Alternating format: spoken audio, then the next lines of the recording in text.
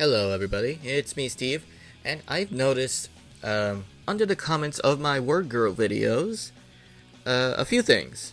One is that they want Wordgirl in Marvel Rivals or in the Marvel continuity as a whole, and I can see why. She has the Marvel comic book, though she's not canon to anything Marvel, nor does she belong to Marvel.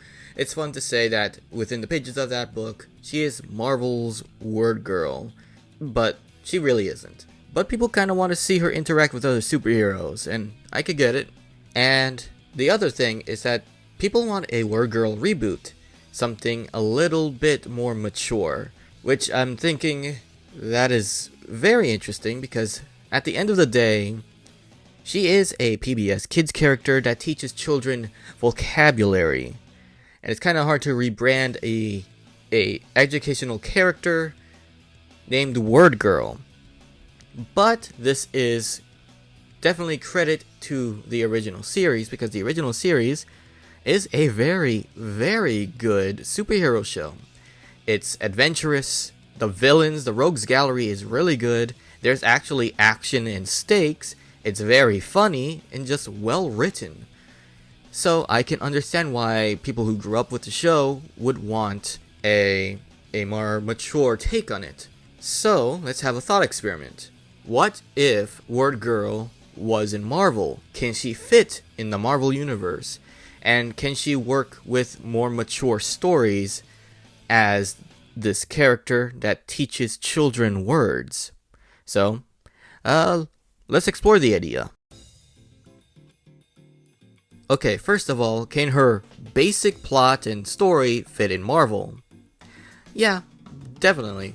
She is a Superman clone. She's from the planet Lexicon. She comes down to a city, gets adopted by some nice people. It wouldn't be too out of place. Marvel has a lot of Superman clones. We have Blue Marvel, the Sentry, Hyperion, and we also have a lot of aliens that come down to Earth. We have Thor for one of them, so it's not that big a deal. And people might say that her show might be a little too silly, but no. Yeah, a monkey sidekick, an expert pilot monkey sidekick, is not that weird when Marvel has Hit Monkey. And her rogues gallery is definitely on the silly side, but you have to remember that Spider-Man has a villain named The Wall. So at the end of the day, when it comes to just the presentation of Wordgirl, she fits in pretty well. Just give her her own unique city, and boom. And again, that is a credit to the show. The show, again, is... if you take away the educational aspect of the series, again, it's just a good superhero show. It has everything, the building blocks to make it just straight up an entertaining comic book series. But we actually do have to address the fact that her name is Wordgirl, and that she is an educational character. How can that fit into Marvel? Well, actually, pretty easily. Because let's think about it this way. Wordgirl is actually aware that she's an educational character. She breaks the fourth wall and knows that she is a property of PBS, and we will address the fourth wall breaking in a minute. But she still has high-stakes adventures, and it doesn't bother the plot in her show. How this can work in Marvel is, let's say she is actually a sponsored superhero. Let's say she's a superhero, she starts off young, let's say at 12 years or even 14 years old, and the city sponsors her to be a role model for children.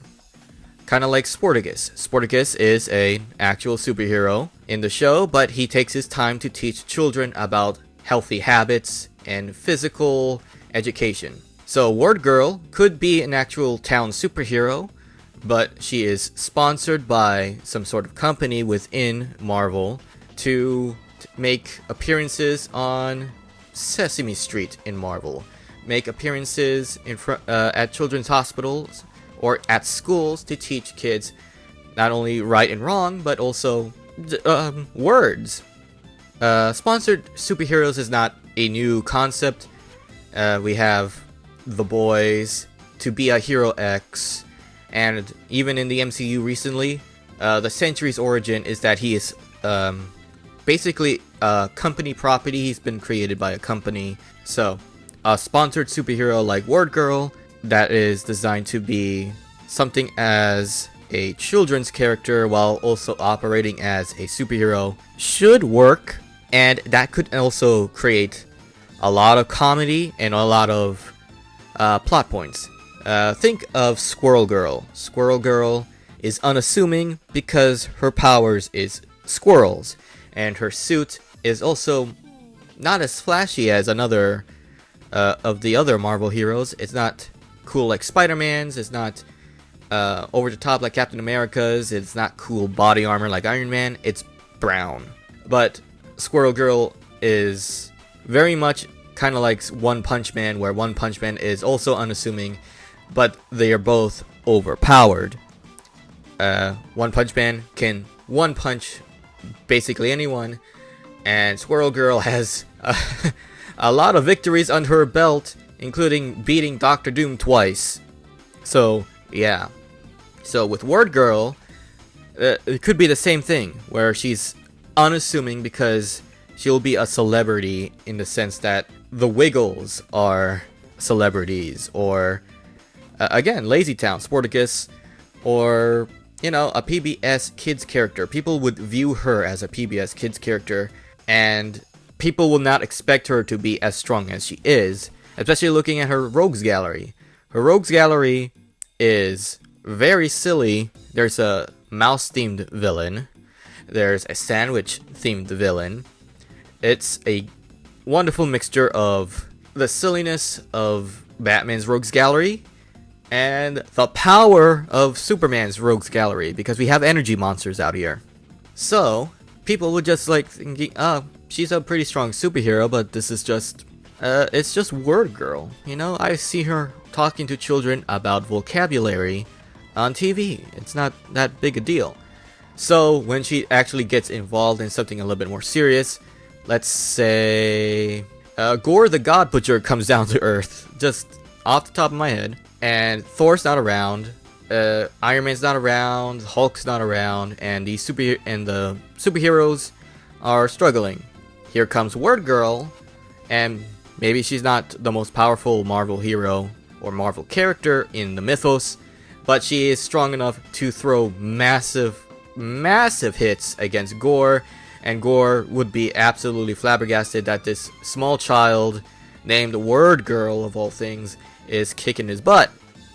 And then, of course, you have all the flabbergasted looks of the other heroes, and they're like, ah, okay, yeah, no, we shouldn't have underestimated her.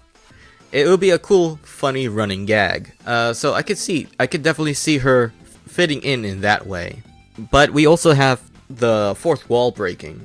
She talks to the narrator, she talks to the audience, and no surprise, this actually does work in Marvel. This can work two ways. One is because she is a character that's educating the populace, she could have a camera crew on her during situations, and she turns to the camera and breaks the fourth wall by talking to the audience through the camera within Marvel. See, kids, I just defeated so-and-so, and then she'll just, you know, talk down to the children watching this fight. Or she could just straight up break the fourth wall, because that's not, like I said, it's not a new concept in Marvel. You have Deadpool, Gwenpool, but you also have Spider-Man, who occasionally talks to the audience, depending the series. And even characters that don't normally break the fourth wall, like Hulk, has reached into comic book hammerspace, and Doctor Strange is very aware that in some universes we view them as comic book characters. So, breaking the fourth wall is not a new thing. So, if we have just another fourth wall breaker, she fits in very well. So, she can so it could be a running gag where she's not only educating the children in her town that she protects, but she can also just turn to us and start either talking to the writer, the narrator, or just talk to us and just give us like a definition of whatever random word of the day is. So it could work. Honestly, yes, a word girl within the Marvel universe has all the bare bones to work in Marvel. You don't really need to jump through too many loops to fit her into that universe. She can just be the unassuming One Punch Man-like character where people don't expect much of her, but she throws hands very, very well. Another running gag could be, again, unassuming that her villains are anything special, especially when one of them is a guy with the head shape of a sandwich. But let's say Word Girl's busy, and she asks Spider-Man to switch over or to look over her town, her city, and then he is getting mollywopped by a guy shooting meat out of his hands, or a guy who transfigures the moon into cheese. He's going to get overwhelmed and call someone stronger, like the Hulk. And then Hulk is going to be like, what is that? And sees that there's another Hulk character, a little girl, birthday girl, growing bigger than him, but still having the basic concept of get angry, get big and green. So it definitely works. So yeah, I don't see any problem with it. Though I do see her not joining any specific superhero team. I don't see her joining the Avengers, especially if we go down the plot of her being a sponsored superhero. I think she's just going to stay here in her own city. She has her own rogues gallery to deal with and doesn't need to regularly deal with everyone else's rogues gallery. But what about DC? Can she work in DC? Just to get this out of the way, yes. The exact same thing I said. Alien comes down. Is not. She just fits in. There's 2 Kryptonians. There's Starfire. She's just going to be another alien immigrant. That's a superhero in DC. Again, give her own town. The sponsored thing. Breaking the 4th wall. Though that's a little bit more rare in DC. It could still work.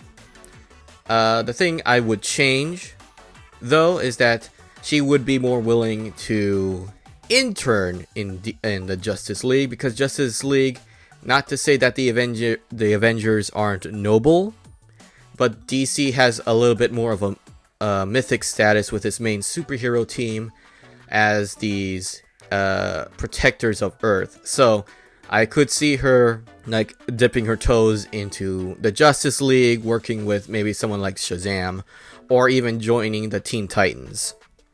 So, Word Girl just works in both universes. So, I don't think it will happen in real life, as in Marvel or DC adopting Word Girl for her to join their comic book mythos. But stranger things has happened. We've had a crossover with Teenage Mutant Ninja Turtles and Naruto. So just keep hoping, because honestly, again, it is a very, very good series.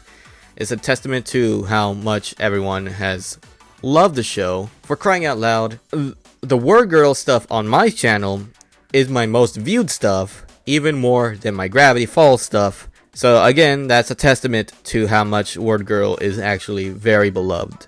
So here's hoping that we get a reboot and we get to see her shine once again. Until next...